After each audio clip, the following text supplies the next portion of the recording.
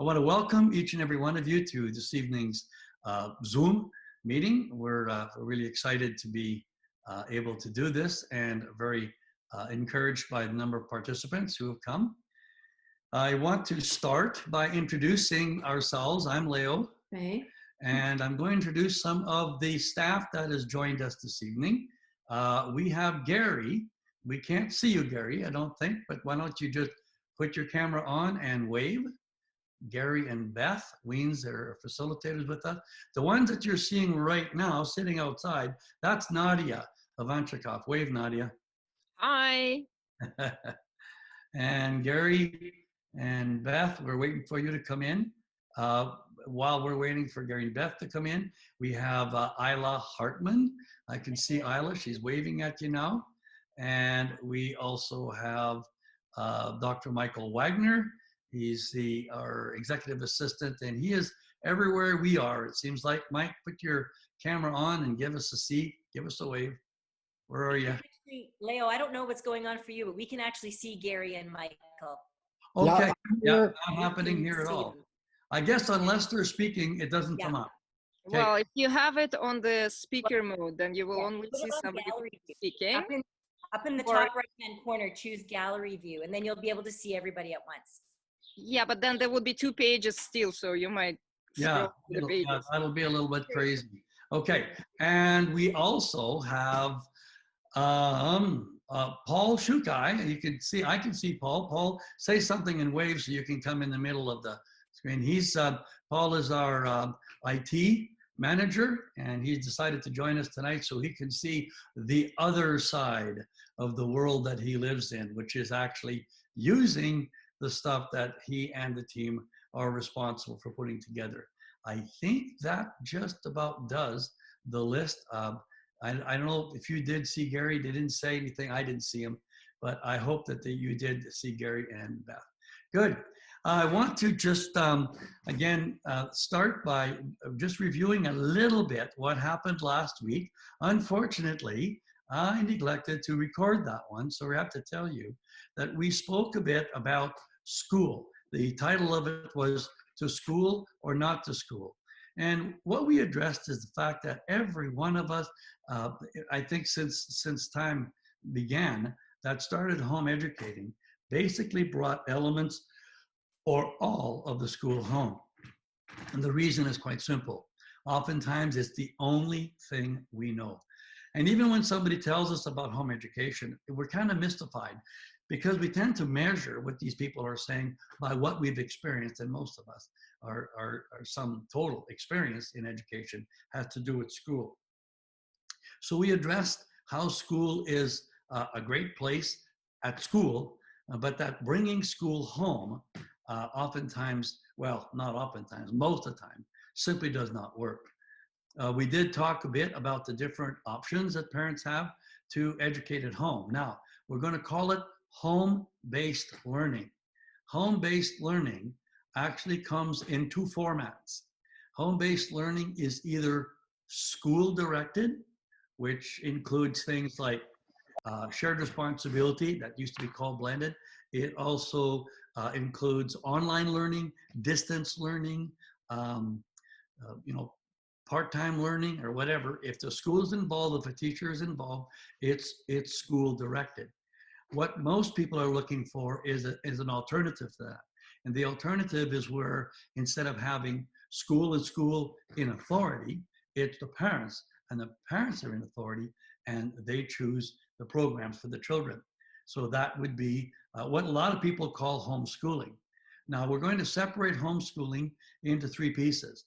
Homeschooling is actually doing variations of school at home.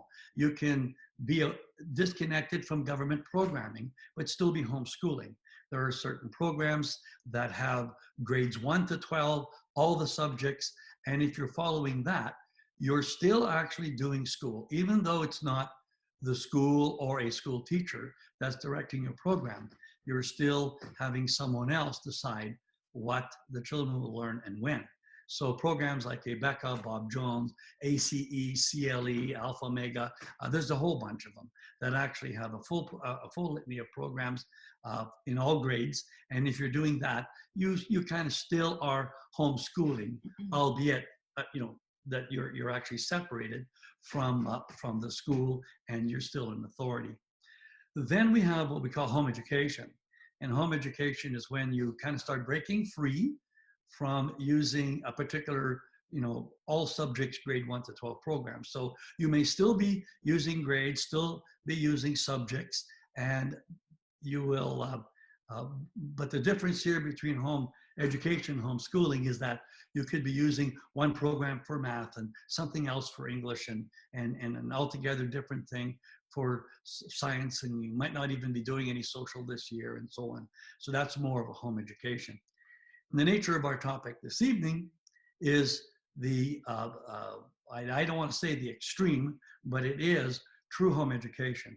We refer to it as unschooling. And unschooling is simply not doing what school does. It's taking control and completely directing the home education program. My favorite definition of unschooling is just be a family. Now, before we proceed, I need to tell you that unschooling is not unstructured. It's not undisciplined. It's not unparenting.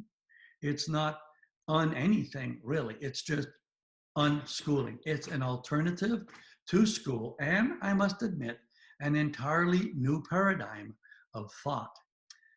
So this evening, what we're going to do is we're going to watch. I have another facilitator that's working with us. Some of you may know, Nicolette Groenveld, and she has a lot of experience in unschooling.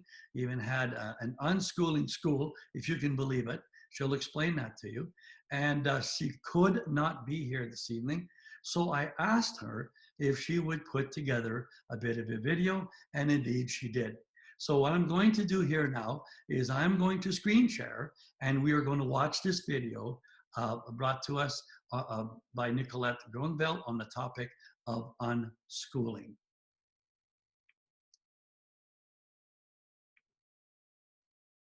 All right, here we go.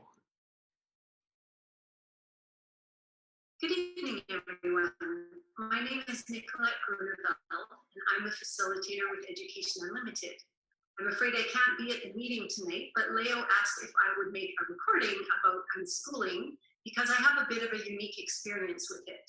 Just to let you know, I've got a cheat sheet down here to keep me on track, so if I look down every once in a while, that's what I'm doing.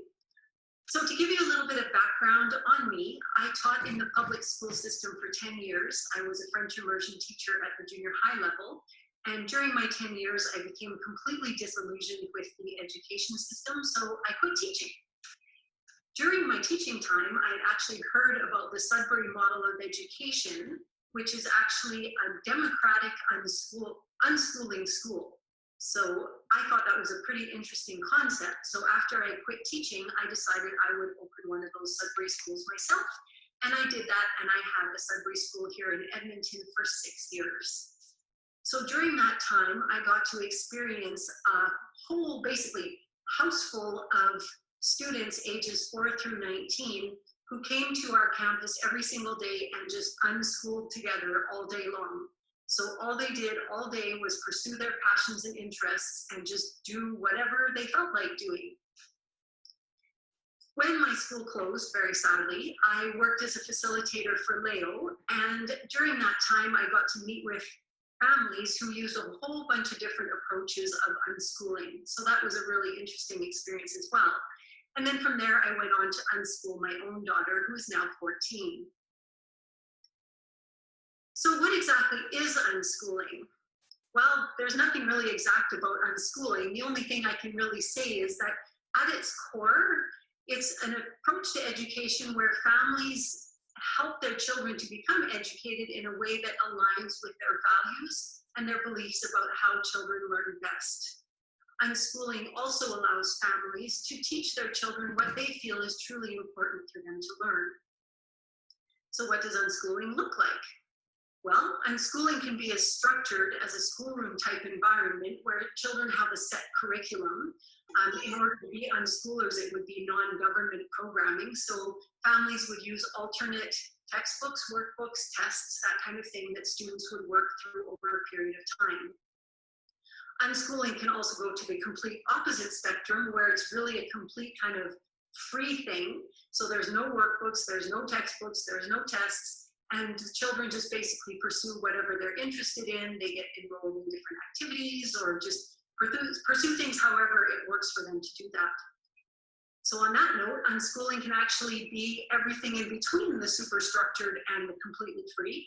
So there can be things like, for example, there's a class called History Alive where children meet once a month and they do this really wonderful history program. Some people are part of co-op study groups. Some people hire tutors to work on certain subjects with their children.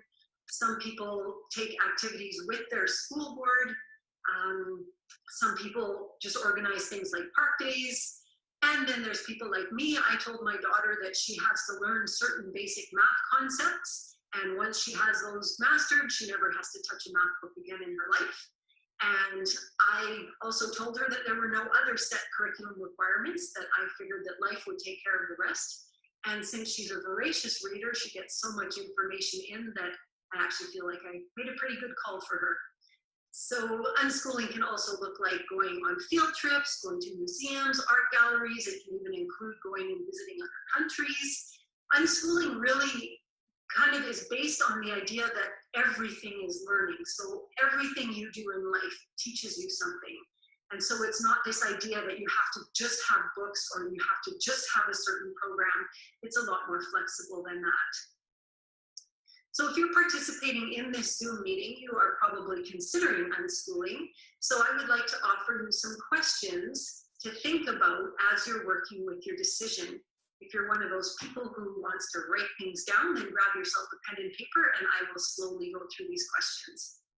So the first question for you to consider is, assuming that you went to public school, I'm going to ask you, of your 12 years of schooling, how much do you remember of what you learned?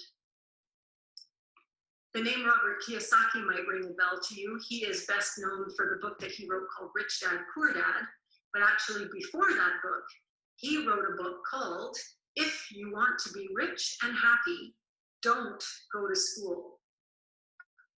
In that book, he cites a study that determined for most people who went to school for 12 years,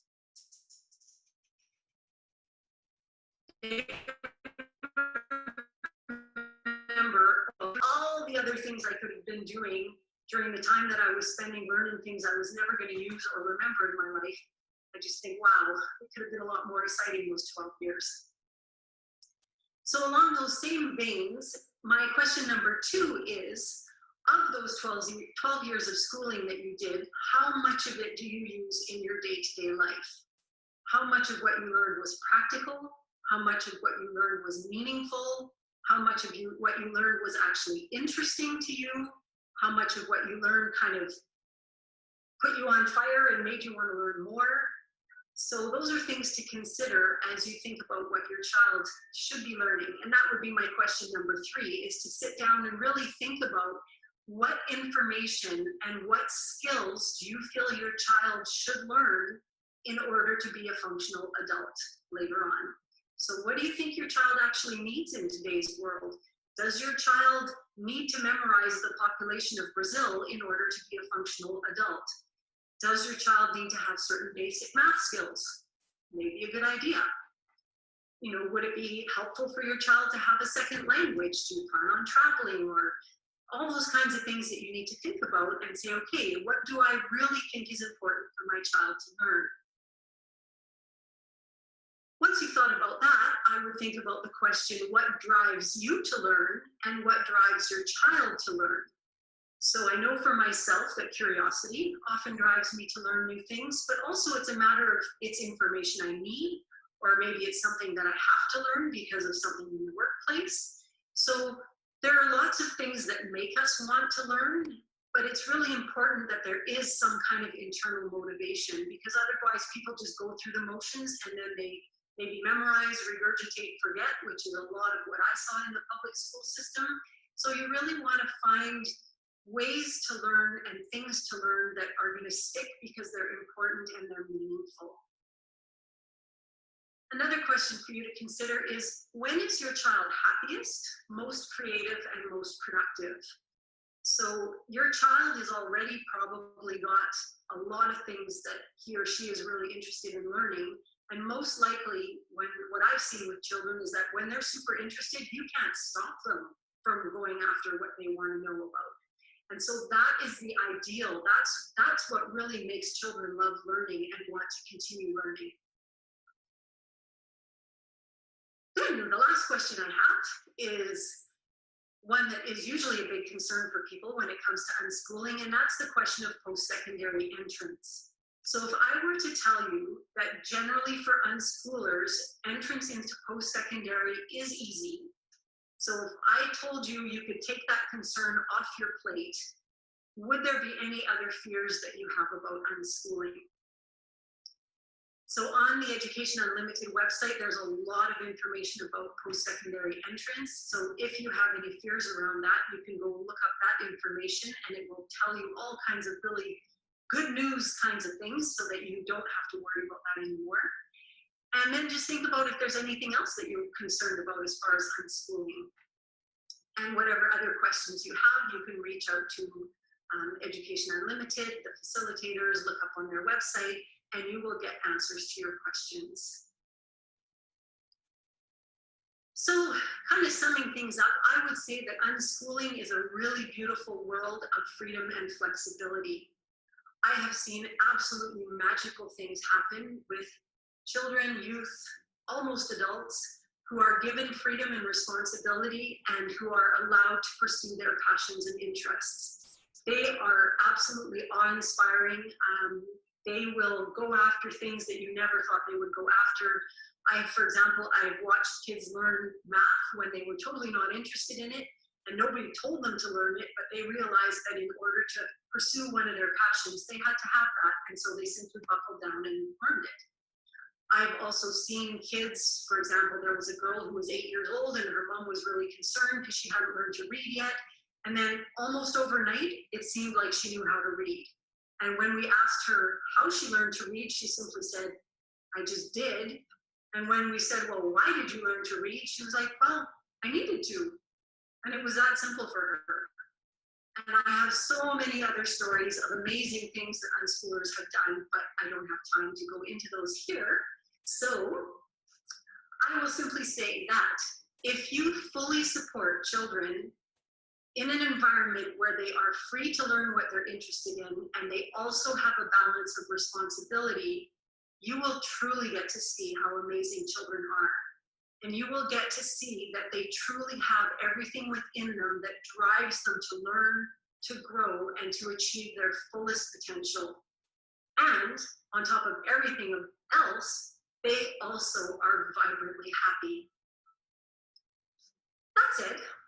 Thank you once again for coming to this meeting. I'm sorry I can't be here, but I know that the facilitators and Léo will answer any questions you have about unschooling, and hopefully it is informative and helpful for you as you make that decision for your own family. Good night. Well, I can tell you that it's a hard act to follow. But I can also tell you that just about, well, pretty well all of our facilitators are actually experienced in unschooling right through the what we call high school level and beyond. So I am just going to this is a bit of a surprise, but I'm going to ask the other facilitators, I think I've got 3 here this evening, if they would like to just say a little thing, maybe a little testimony, share a story that they have, they want to share regarding home education. I've got Gary and Isla and Nadia. I don't know if anybody else joined here this evening, but do any of you 3 want to just put in a little bit there so we can, or the folks can see that it's not just Nicolette that knows what we're talking about when it comes to unschooling.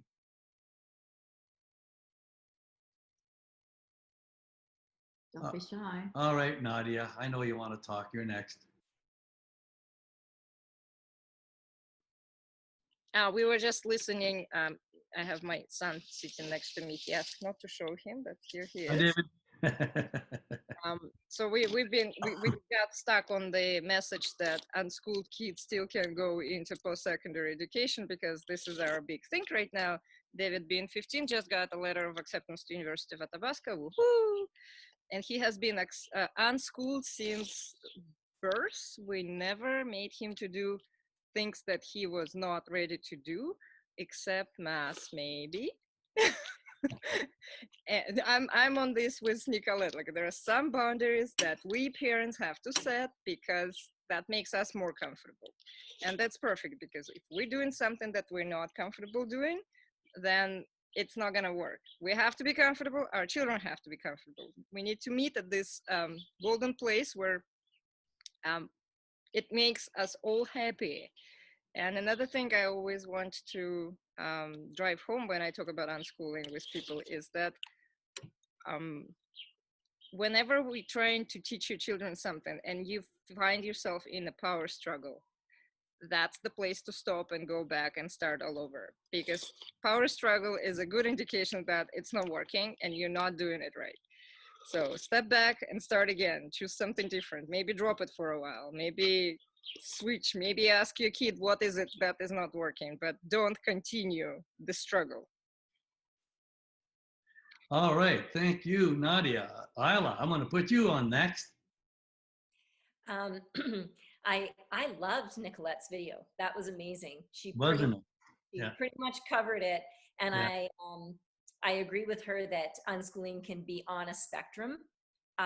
We can be very structured and be very, very still being unschooling, and we can be very free and easy and also call that unschooling.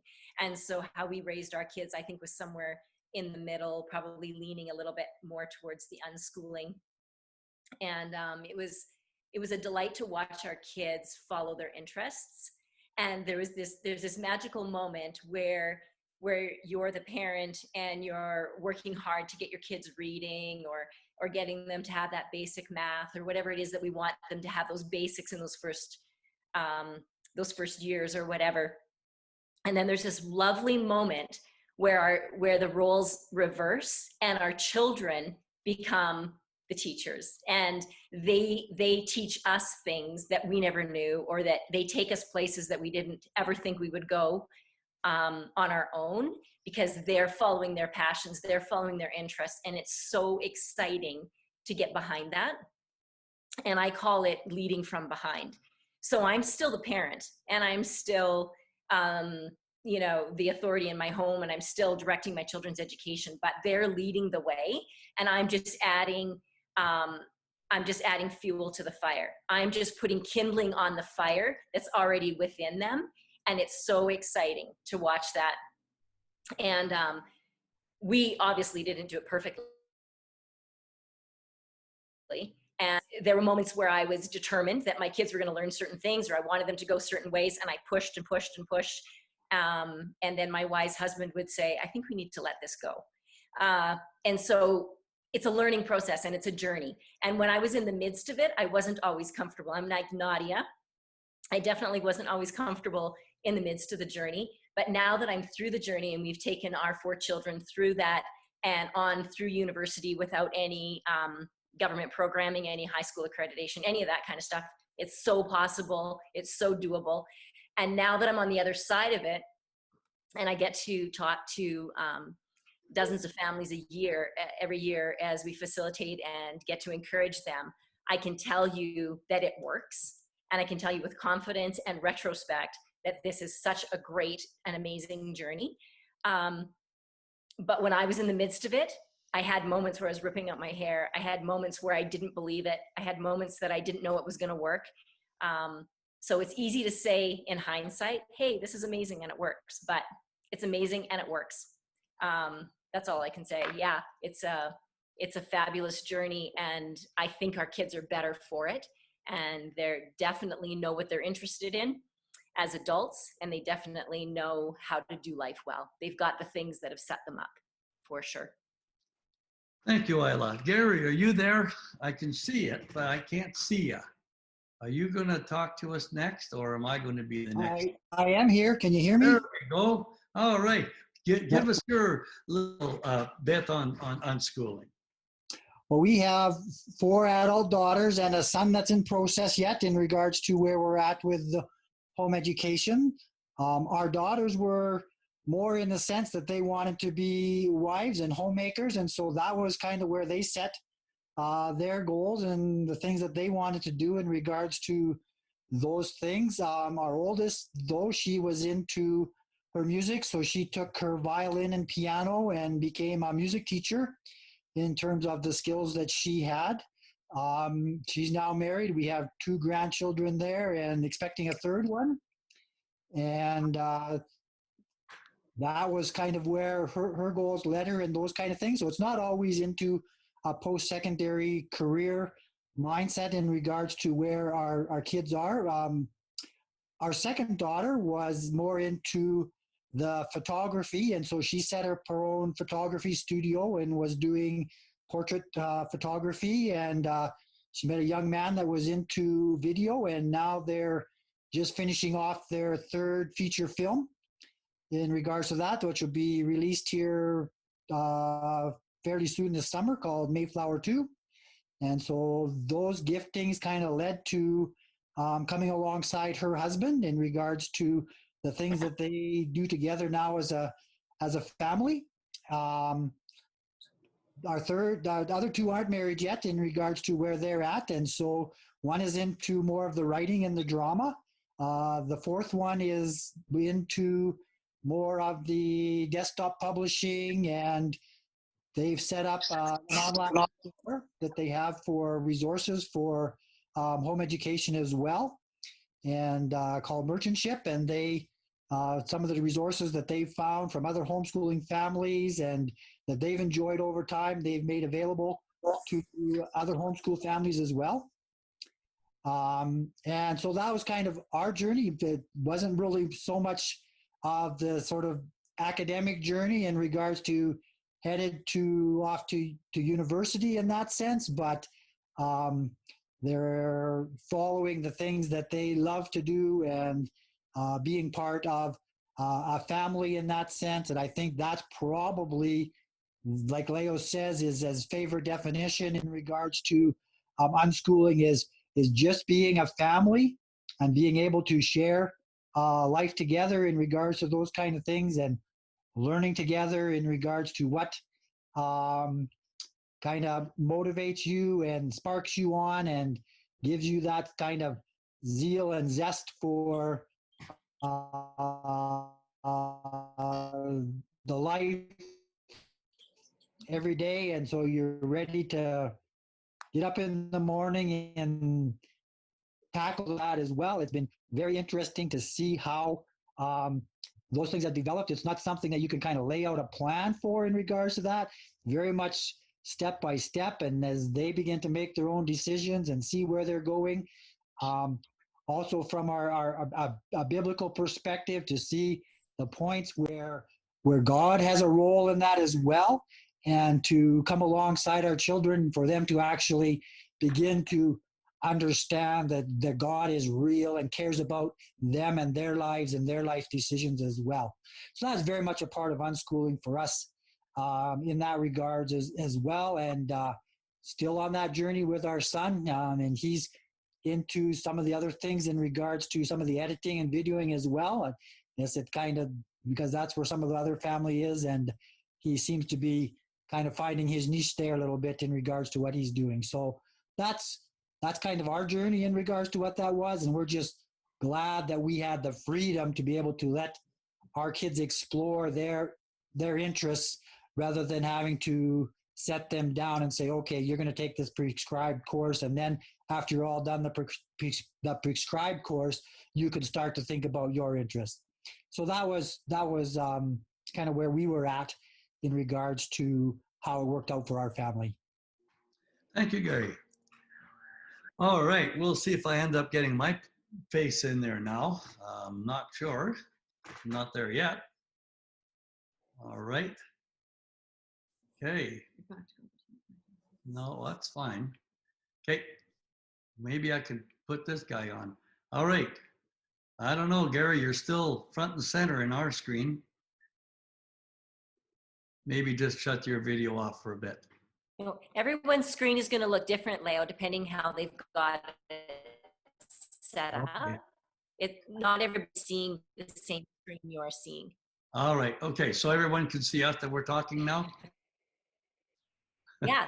Yeah. Okay, good. Yeah. Well, that's not what we're seeing. So we're rather than talking to ourselves right now, we're talking to Nadia because she was the last one to talk. So, right, the Zoom thing is interesting, but it's still got a few quirks.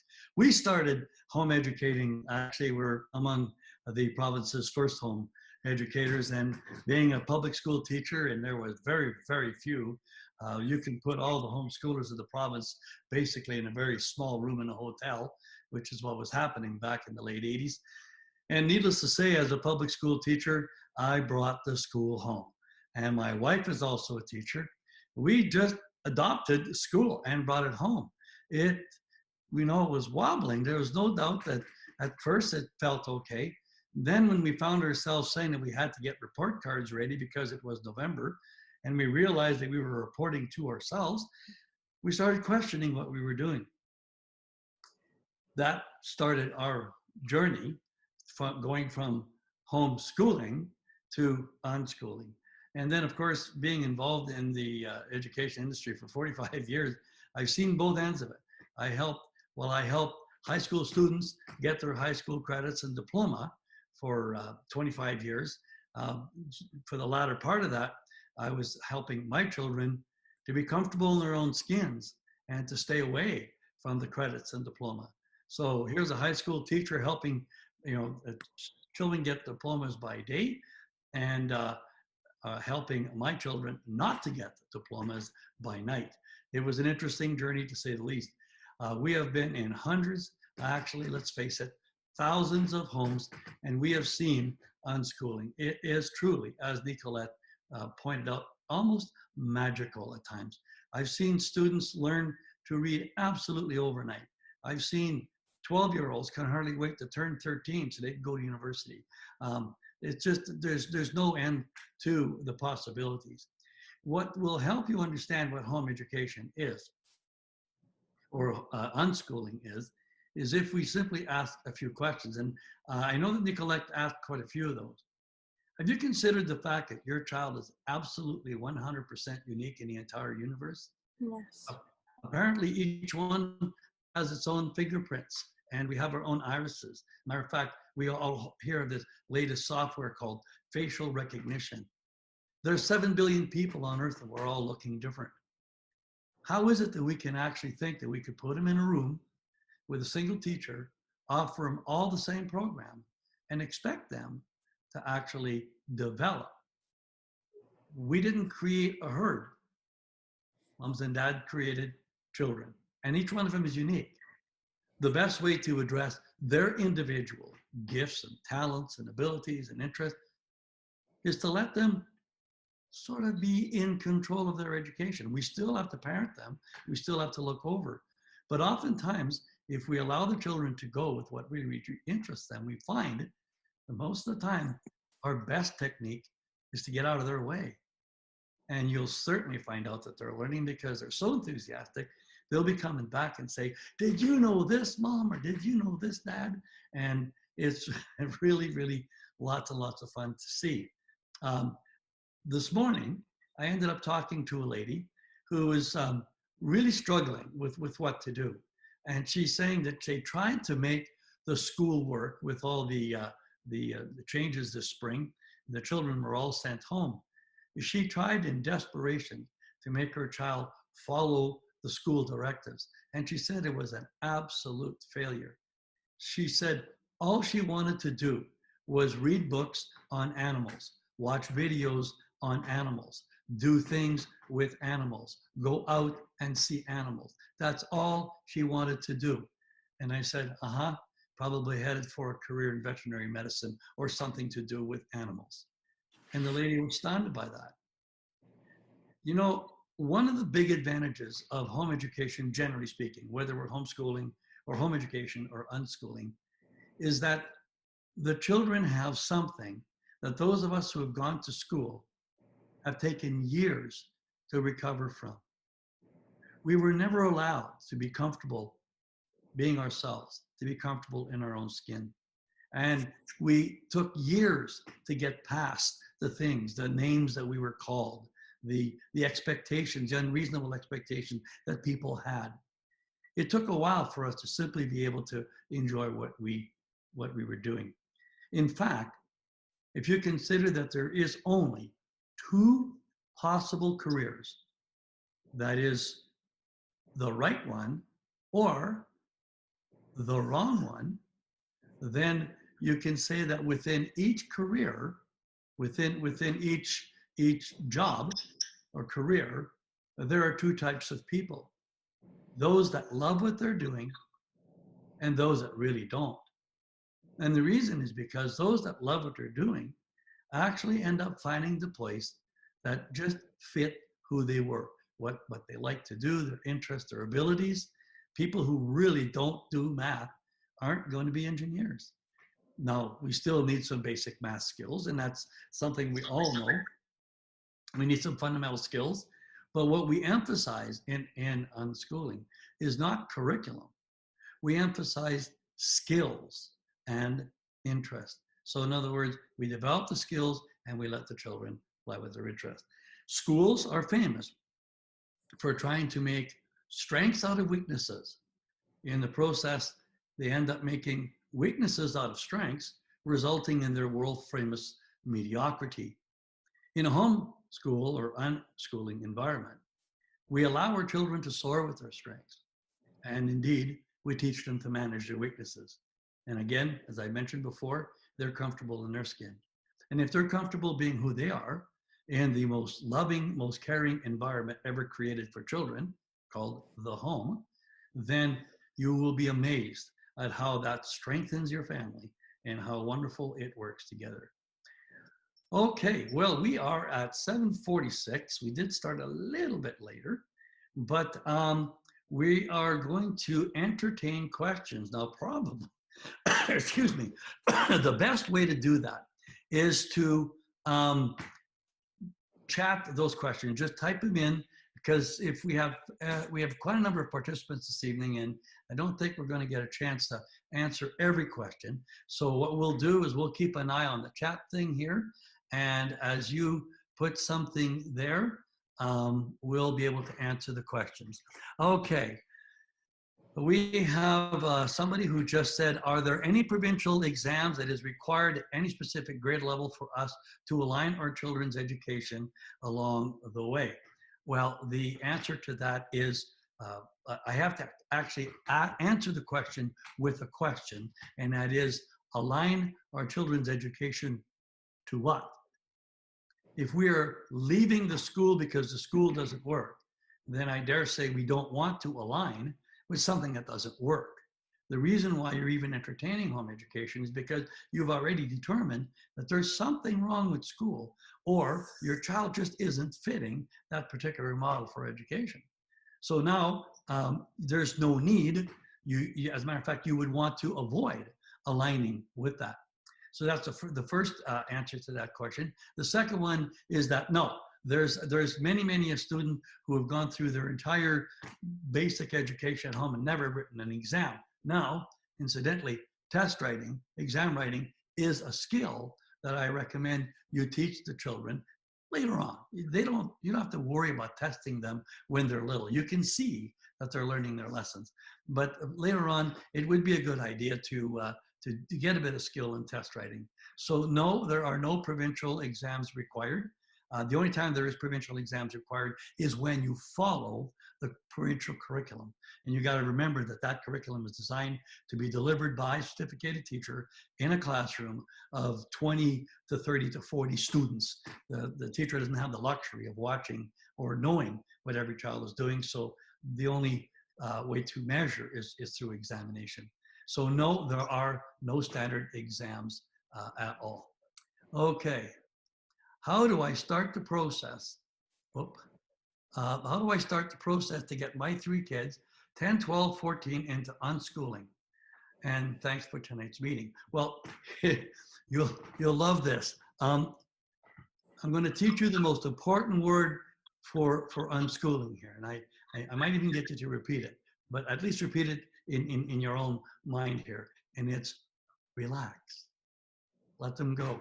First of all, if they've been in school, they may need a little bit of time to decompress. Now, they have been home for a while, and indeed, perhaps they have decompressed. They need to get out of the school mindset as well. And that takes a little bit of time. And, really, it doesn't matter because you can't stop children from learning. Well, you can, but it's not recommended. Children are learning all the time. So how much time per day does one usually spend with their children with unschooling? 24, because really it's not bookwork, it's learning. And the children, as I mentioned, learning all the time. So it's very, very natural and very, very freeing. And you've heard that word come up so many times as people were talking about their experience.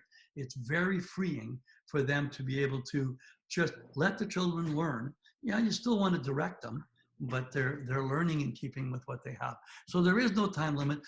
Sometimes you might want to spend an hour doing some math or have them read to you to make, if they're younger, to make sure that they're reading well or basically, these things. But there's no schedule. It's just a matter of living life and doing what you have to do when it needs to be done. I have a little theory of education I should just interject here so you can understand.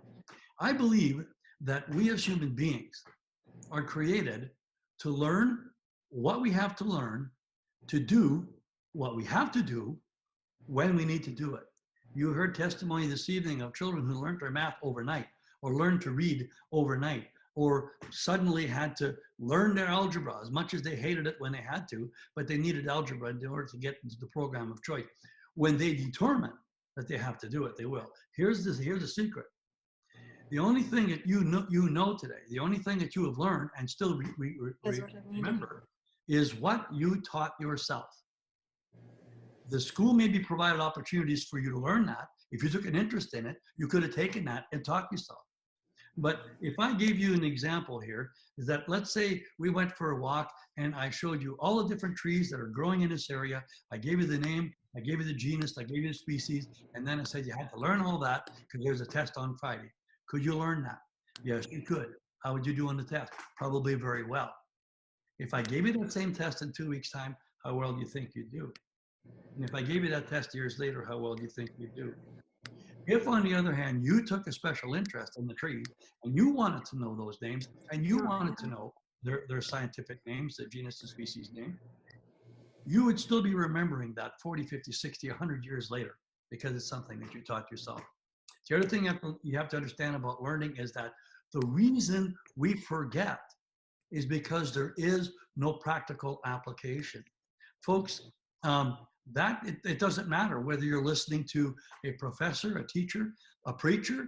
If the lesson being taught does not have an immediate practical application in someone's life, they forget it. Hours later, you can ask, what was the lecture about? They can't tell you. So, that's what we're doing is we're just tapping in on what's already there. Okay, I hope I was able to answer that. Quite a number of questions did come in. I'm going to scroll back here and see if we can get that. Is it hard to juggle 3 children with their learning? No, not at all. To answer that's the third part of that question. It's not hard because the children help each other and they tend to learn together. So no, this might scare you, but we have seen families as large as 18 children.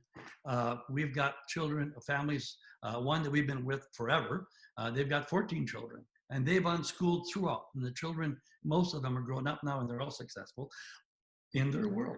Now, be careful of measuring success by whether or not they've gone to a post-secondary institution. That's not the measure of success. The measure of success is that they enjoy what they're doing, whether that includes a post-secondary institution or not. Okay, going on, my oldest 12 years is overseas. Will I still get funding for her?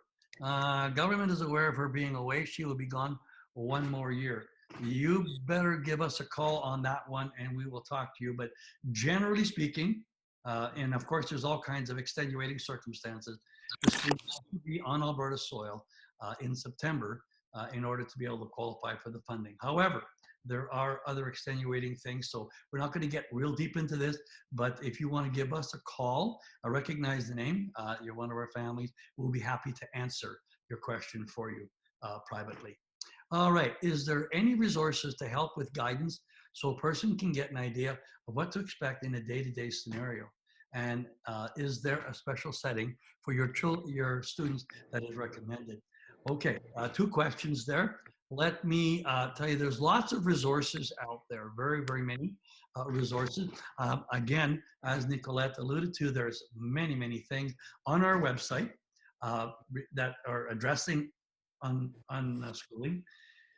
And boy, the best way to do is just get comfortable with just being a family, and that understand that children are going to learn every day, no matter what, whether you are directly involved in terms of developing skills or just allowing them to do something. The only rule we had in our home for unschooling was couch potato was not a career option. So they had to do something. So that was always our rule, and they always managed to do something. If I had a noisy neighbor, a nosy neighbor, call someone. Could anyone ever come and check on me to see my child is learning enough and force me to send her back to the public school? Short answer, no. Okay, that's the quickest way to answer that. One of the things that we misunderstand is that there are 2 approaches to this. There's the natural approach, and then there's the government approach. Now, oftentimes what people will say, and we would approach this as the biblical or godly approach and the government approach. There's a competition for who's in authority. When you send your child to the government school, you are declaring that the government has authority over your child. When you bring your child home, you are declaring that you have the authority over your child's education. So if you understand that, you'll understand when I say no, once they're there. But I will tell you this, it is the local school's responsibility to make sure that children are indeed registered for education in the province. Now, it used to be they didn't have this, but the new provincial PASI system, they can go in there, and if they put the child's name in, they can see that the child is actually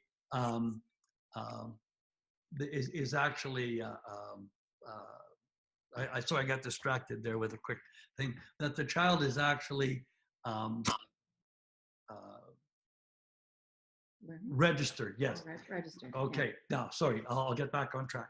So what they used to do is they used to go knocking on the door.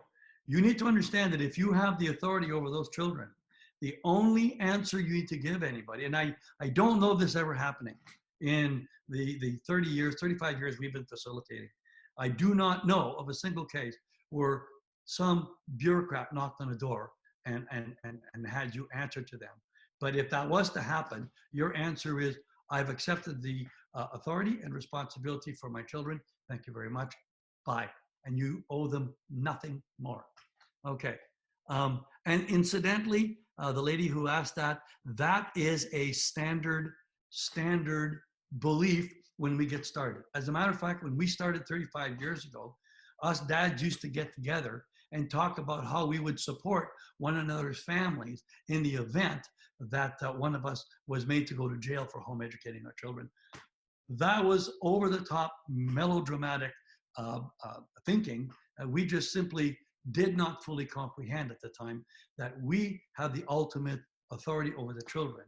And it's ours the day they're born, and it's only somebody else's when we relinquish it. In other words, when we send them to school, or when we have a homeschooling program where we have a school-directed program. In that case, you're no longer free. You've given your authority to the school.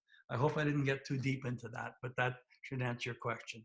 Another one, how do we know our kids' special interest? Boy, that one comes shining through. I feel like we are still trying to figure out my son out at 14. If he has spent time in the school, I can understand. As a matter of fact, one of the neat things that we hear, and I know that the rest of the facilitators, if you can see them, are nodding their heads.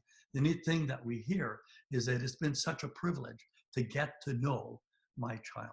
And so, and I think sometimes the children can also say, it's been such a privilege to get to know my real mom and my real dad, and not the surrogate one that pretended they had authority over me in the school. The best teacher in a school, and there are some dandy ones, lots of bad ones too, but there's some really great teachers. They can never be the parent. The best they can do is be a good uncle or a good auntie, but they can never be the parent. Only you can be the parent. Do we need to sign up with a certain school board like I have read with other homeschooling programs? The answer to that question is yes, you should. If your children have been in school, they have an ASN, which means that they are officially a registered student within the province of Alberta. And the rule is that everyone between the ages of 6 and 16 must be registered for education somewhere. Now, if you are going to send them to school, you have a choice between a local public school, separate school, local private school, maybe alternate school. Perhaps you might be lucky enough to have a charter school. But if you're home educating, that is, if it's a parent-directed program, then you have the freedom to register with any school board within the province. Now, why would every school board within the province want the home educating student? Well, watch the video that we have on our website, and I think that will give you your answer. The best advice I can give you here is align yourself with a school that is going to honor and respect your authority and your freedom with your children. Because if you go, and the way to measure that is you can ask the agency if they do public programming. One thing you need to remember is that home education only pays 25% of what a school education, that's not even right, but that's the basic education of what a school education will pay. So if you're with a school, it is in the school's financial best interest to frustrate your home education program in order for you to go back to school where the value of your children quadruple. Okay, now, I'm going to read one. This is from a fan. One thing I learned from Léo and Faye, that would be us, was I also had to understand my own unschooling. Learning to breathe deep, relax, and let your children learn is so rewarding. Who cares what the community thinks? What the committee thinks or the community thinks? Love leads and brilliance follows. And of course, a little tweak here for me is a wonderful encouragement every week. They will love you and life again. There you go. Gary asked, oh yes, the setting. Okay, somebody's helping me here. There's not a setting that is recommended. As a matter of fact, it is very, very common for us as we bring our children home to create a schoolroom. I think we've all done it, every one of us. I know we did in the beginning. We got desks, everybody had this little schoolroom. We had the chalkboard and everything. I don't think that lasted a month. And then the children found that the place that they really, really wanted to work was in the kitchen with mom. And if they were really, really into something, it might be in their own bedroom, but they really, you'll quickly find if you have a schoolroom that the children themselves don't like that environment. It's rather unnatural. We learn on the fly wherever we happen to be. So the best environment, I mentioned this before, and it's well worthwhile repeating, the best environment is still, always has been, and always will be the family and wherever the family is going. As an example, I have one family who decided to do a world tour. And he said, what should we bring for books? And all I did is I said, traveler's manuals, maybe a map, because the learning that would take place in that going around the world in a year, you could not package in a social program. And they're learning math, they're learning English, they're learning science, they're learning art, they're learning everything. But it's real life learning, and that is stuff that's never going to leave them. Okay, if we choose unschooling versus structured homeschooling method, Is it more difficult to get funding? No, no, no, no, not at all. The funding is the same no matter what. And we've got to remember that this is not, and I unfortunately, we might be one of future providers that speak this way, but you do not want to focus on funding. The funding is wonderful. I think it's great. We pay our taxes, and I think we should be getting back some of our taxes. It's not a great deal, but it's some. But the funding is provided to help in your home education. It buys curriculum, supplies, it buys services if you hire a tutor, it buys admissions if you're going to the museum and all this stuff. The only thing you need to remember is that if the school would never pay for it, a regular school, then a home education will need this. So everybody has to buy their own skates, as an example, and we cannot pay for tires on the van, travel expenses, meals. Example, if you're traveling, those are things that the government frowns upon. Most everything else is fine. If you are members of Education Limited, once you get to the My Funding page, and I'm not sure if it's quite ready to fly yet because the office actually isn't officially open. There is an expenses or education expenses guideline that you can use. It's not, the Bible, but it will give you an idea as to what is permissible in the home education environment. There is no such a thing as a stupid question. But why do you need to register if the goal is not to be in the school system? Boy, that is such a good question. And it's a rather in-depth answer. I can safely say that if your children have been registered in a school and have an ASN, also known as the Alberta Student Number, where the children seems to be known not by their name, but by their number, then the rules, the law of this province says that if they are not duly registered for education somewhere between the ages of 6 and 16, then they are truant. The truancy laws are not as much enforced as they used to be. And I can tell you that there are home educators out there who have not registered their children, but that's another story, and it's a whole different paradigm, but that I'm not wanting to get into this evening. So I guess the best way to answer that question is because we have to. Now, the registration is not onerous. All it is with us, it's just you let us know, we let the government know, and that's it. You have nothing to do with the government. As a matter of fact, the government actually ends up calling in the school ends up calling us in, and that never happens. Either way, the government rarely calls in the school never calls us in, and we are there to protect the family from government encroachment. So yes, I hope that answers your question, but if you want some more detail, a more philosophical and more lawful answer, we'll have to pick another time. Okay. There's one here to everyone, says getting funding for unschooling is the same as getting funding for any other form of home education, which is the only form of home learning that is funded. Teacher provided is not funded in the same way.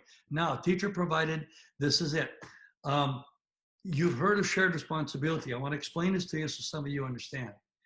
There's $1,700 that's made available per child for home education. Half of that is for administration, paying the facilitator, all the stuff that goes with it, and half of it is made available to the parents for the purchase of educational supplies and materials. If you get into a shared responsibility, that means you are now half home educating, so the number is cut in half. You now got $850 and only $425 is made available to the parents. The other $425 is used by the school to do its work. The school now gets, because it's 50%, they get 50% of they get 100% of the school funding for 50% of your program. And the law is that they cannot share any of that money with the parents. School funding cannot be used by parents. Only home education funding can be used. Now, having said that, there's been a lot of very resourceful ways to get around those rules. And every once in a while, the Department of Education does come down with a hammer and take care of that. But again, you know, it's a good idea to be careful of those things. Now, does Education Unlimited fall under a school board? Yes, absolutely. Education Unlimited is actually a specialist. We're a company that specializes in home education. We've been doing this for 35 years. And we are working under contract for a private Christian school, the Harvest Baptist Academy, under the school board authority of the Independent Baptist Christian Education Society. So yes, we are not a school and we are not a school board, but you rightly put it that we fall under a school board. And the website, educationunlimited.ca. If you want to get into some deep philosophical things, you can also go to leogaumont.com. Can you please say the website again? Yes, educationunlimited.ca. Bear with me for a second. I will go there and you will see for yourself what the website looks like. That's me there, and I suggest you watch that video. There's a whole lot more. Every one of these comes up with a new video, and there's lots of information there. There's all kinds of stuff here. I have to say, we are probably the most populated website in the province. I also want to point out that this website is not just for our home education members. You can see here the program listing. There's hundreds of listings there. Post-secondary admissions, the subject tutors right now it's going, and we got not going, I mean, and we got apprenticeships. When you go to parent support, you can see they will keep you up on the events, up on current issues, my insights. There's a home education guide there that I highly recommend. There's a parent resource listing with, again, I'm pretty sure hundreds of different things to help you. There are mentors throughout the province that are there to help as well. And you can see different things are helping others. I think that's sort of going by the wayside now. There's a library and more FAQs. So if you are a member, you will go to the My Education Unlimited. There you will see schedules and deadlines. You will be able to do all your program planning. And we work with a post-secondary transcript that helps us transition students into the post-secondary world. You can manage all your fundings from here. You have access to everything on the family and student documents 24/7, 365. We are 20 years ahead of the government when it comes to our digital offerings. They're just now starting to do now what we were doing 20 years ago. You can look at your facilitator, you can look up your school board, and you even got some things to do favorites on, okay? So I hope that was clear. I'm flying now because we're officially on overtime. You can see there that somebody wrote down the website is www.educationunlimited.ca. If you put educationunlimited.ca, it'll come up. Can you suggest a good school boards to register under that does give the freedom and honor the parent? Yes, there is one, in my opinion, and you are talking to them. We are not at all motivated by money. We're not at all motivated by extending power and authority over your family. We are not at all motivated by numbers. We are motivated by one thing and one thing only, and that is that we truly want to help you bring your family home and to enjoy each other and to learn and to grow together. That's our objective. I can pretty well guarantee you that to the best of my knowledge, and I'm limited here, well, not nearly as limited as most of you, as you can imagine. We've been at it for 35 years. If you're looking for freedom, if these three things matter to you, if your faith matters to you, if your family matters to you, and if your freedom matters to you, if those things are, you really turn your crank, that's us. And I can pretty well say that that's exclusively us. So I hope I answered that question without getting too much into marketing. Okay, so your response is based on a child already being registered for school. What is your recommendation for a child if I want to unschool them from starting from the beginning and they are not school age yet? You better give me a call and I will answer that question. Otherwise, it will confuse a lot of people. All right. I want to thank all of you for what you do in Jesus Christ's name. I really appreciate your work. I hope many people come on and join the school board. God bless. Well, thank you very much. That's always good. There's a yes and an amen that came to that. And another one here. Hi, can you please again, in a few words, explain a few words how unschooling option works for special needs kids, the severe one. First of all, I think the best way to answer that, and I haven't read the rest of the question here, but I'll answer right away. The best way to answer that is that you're not going to make the child fit a box they cannot fit. Everybody is unique. And if someone has special needs, and in a way, we all have special needs, but some have more severe ones, I'm not belittling that, they will learn to the best of their ability in a loving environment. Folks, I have to say that one of the things that the school talks a lot about, but doesn't really deliver all that well, really is the servicing of special needs. You have to remember, the more special the needs, the more the child is worth. When you pull a special needs child out of the school, you should hear the screaming. And it's not because they love the child, I can tell you that. The second part of that question is, for example, the school is providing a small classes for this kid. It means there is some support and also the peers in the classroom. If you take a severe child out of the specialized classroom for unschooling program, how does it look? What it looks like is that you will indeed find other people who are doing the same thing as you. And so you just, we are social beings, and there are support groups here, there, all over the place. They just come out of the woodwork. More so, obviously, for people in urban environments, because sometimes those that are in a rural environment, they have to do quite a bit of traveling. But I do know that my grandchildren are all home educating, and they do not lack in any way for opportunities to socialize. And so, again, if the school offered that, your home education or unschooling program will probably offer it better. And find people that your child really truly get along with. And this is a common question. I am not of the Baptist faith. Does that make a difference? And the answer is no, it doesn't. The reality is that our school board was good enough to allow our school to sponsor us. And I can tell you that, plain and simple, the reason why the school sponsored us is because they really truly believed in what we were doing. Yes, we do come from a Christian faith, but that is not an expectation of our families. That is telling our families what expectation we have of ourselves. That is the moral and value basis upon which we offer our services. So even though we do not apologize for coming from a Christian, or shall we say a biblical perspective, we aren't Baptists either. We don't make that a prerequisite or a criteria or a requirement for membership within Education Unlimited. Again, we do talk about faith, but we didn't say which one. And we believe in ours, obviously, but it's about family, it's about freedom. And those things are very important. If you put those three together, then I think we have a formula for success. Okay.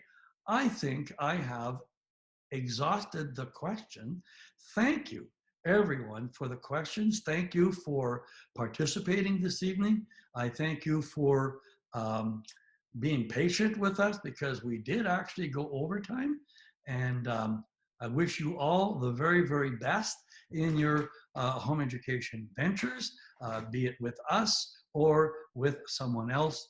And again, we thank you all for joining us, and wish you all good night and God bless.